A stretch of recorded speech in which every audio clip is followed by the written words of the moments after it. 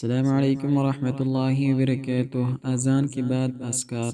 مؤذن کے اذان کا جواب دینے کے بعد نبی کریم صلی اللہ علیہ وسلم پر درود شریف پڑھیں، پھر یہ دعا پڑھیں: اللہم رب هذه الدعوة التامة والصلاة القائمة آت محمدا الوسيلة والفضيلة وابعثه مقاما محمودا الذي وعدته۔ اور بعض روایات میں اس کے ساتھ انک لا تخلف المیعاد بھی آتا ہے۔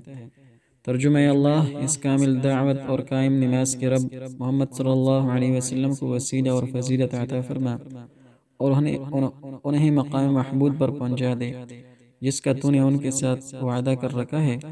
رسول اللہ صلی اللہ علیہ وسلم نے فرمایا، جب مؤذن کی اذان سنو تو تم وہی کہو جو مؤذن کہتا ہے، اور یاد رکھیں حی علی الصلاۃ اور حی علی الفلاح جو ہے، اور اذان اسی طرح کہیں اور جواب اسی طرح دے جس طرح مؤذن اذان دیتا ہے۔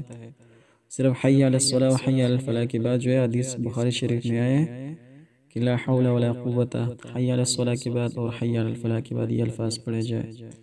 پھر مجھ پر درود شریف پڑھو، کیونکہ جو کوئی مجھ پر ایک مرتبہ درود پڑھتا ہے تو اللہ اس پر اپنی 10 رحمت نازل فرماتا ہے۔ اس کے بعد اللہ سے میرے لیے وسیلہ مانگو، کیونکہ وسیلہ دراصل جنت میں ایک مقام ہے جو اللہ کے بندوں میں سے ایک بندہ کو دیا جائے گا، اور مجھے امید ہے کہ وہ بندہ میں ہی ہوں گا، اور جو کوئی میرے لیے وسیلہ مقام محمود طلب کرے گا اس کے لیے میری شفاعت واجب ہو جائے گی۔ رسول اللہ صلی اللہ علیہ وسلم نے فرمایا، اذان اور اقامت کے درمیان دعا رد نہیں کی جاتی۔ تو اللہ تعالی ہمیں بھی ان دعاؤں پر عمل کرنے کی توفیق عطا فرمائے۔